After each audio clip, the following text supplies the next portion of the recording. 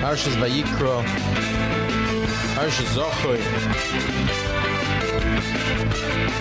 And how do we put forward an idea, perspective, continuing of what we've been building over the last few weeks, trying to understand how not only we are relevant, but how the world around us, B'shvili Nivra Olam, is relevant and important for us to see what Kaviyachal HaKadosh Baruch Hu is doing to wake us up that we should put forward our best koiches to improve in our ways, and of course to prepare and to bring the Geula Asida closer.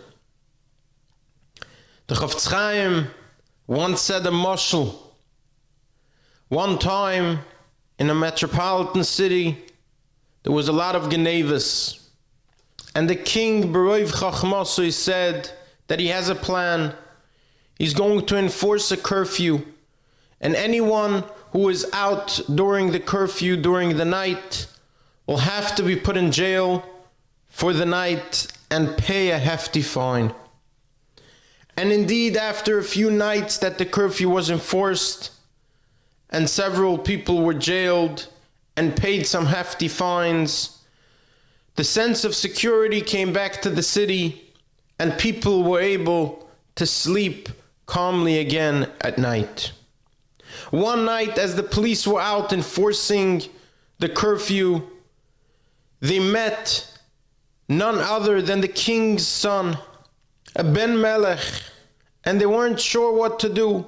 On the one hand, how can you jail the Ben Melech, the prince? On the other hand, the king's gezerah, the king's curfew was crystal clear. Anyone out at night needs to be jailed and pay a hefty fine.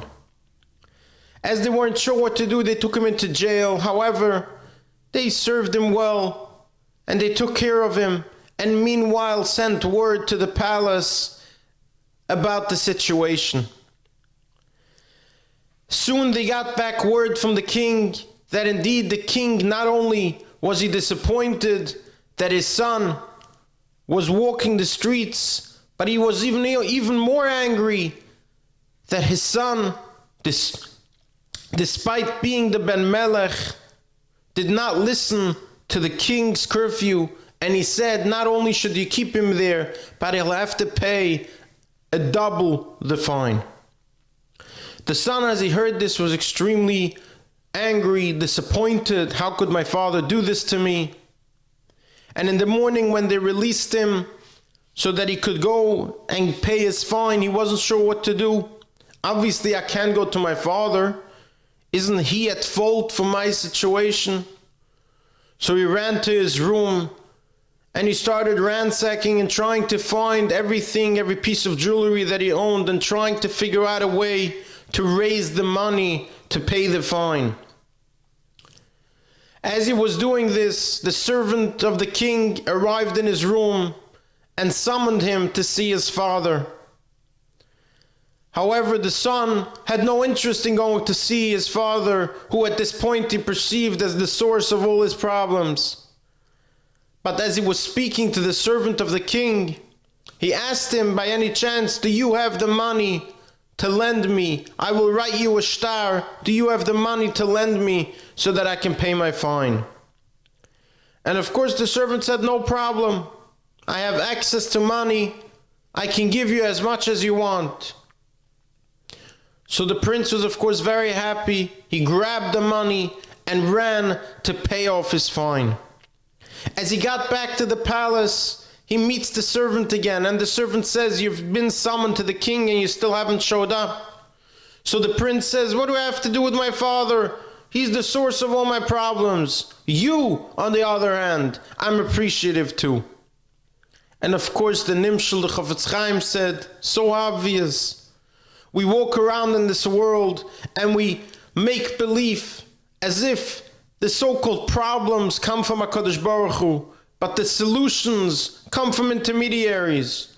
Rahman al-Islam, we keep on focusing that the solutions that come and that seem to come from things and people in this world, that is the answer, and that is what we are here in this world for. And that, Rahman al-Islam, the problems is when we turn to HaKadosh Baruch Hu. HaKadosh Baruch Hu put us in a world, in an oilam. The world oilam is hidden. It's a world that He intentionally created, that it should be nistar, that it should look like things happen b'mikra. But Klal Yisrael, the chosen nation, we say Shema Yisrael, Hashem Elokeinu, Hashem Echad, twice a day at least, and we say Hashem Echad. There is a oneness in this world. Everything comes from HaKadosh Baruch Hu. Not only does everything come from HaKadosh Baruch Hu, but everything is intended for us. Parshas Amoleik, we're going to read the mitzvah of Mechiyas Amoleik, wiping out Amoleik. What did Amoleik do? Klal Yisrael was living in the Midbar on the highest levels. They were seeing and recognizing that everything is HaKadosh Baruch Hu. Amoleik came and Amoleik said, maybe not. Maybe you're right now very strong, but maybe I can try to strike you at war. Maybe I can even win. And even if I lose, maybe I can instill a little bit of doubt in your minds that it's not as crystal clear as you thought. So the Torah tells us we have a mitzvah of Mechiyas Amoleik, which will go on until Bias Mashiach Tzidkenu, to wipe out that doubt, to make it crystal clear again. There should be a clarity at a level of knowledge that we should know that everything in this world happens because HaKadosh Baruch Hu wants it to happen. Hashem planned it, and it has a reason and a need. And each and every one of us, when we see these things happening, needs to wake up and try to figure out, how is it relevant to me? What could I do better? How can I improve so that the world can improve? How can I make sure that the scale of good and bad for the entire world, that I am not, Rahman al-Islam, the one that's causing it to the left, but rather the one that's causing it to the right? And that indeed is Mechiyas Amoleik. Removing any doubt that maybe there is something else, remembering that there is Hashem Elokeinu, Hashem Echad. Everything in this world comes from the oneness of Hashem. In this week's Parsha, of course, we see the entire Avodah at all levels. A poor person, a rich person, for an Avera, for a Hoidoel Hashem, no matter the occasion, no matter your state in life, no matter where you're coming from, the goal is always the same, Avodas Hashem.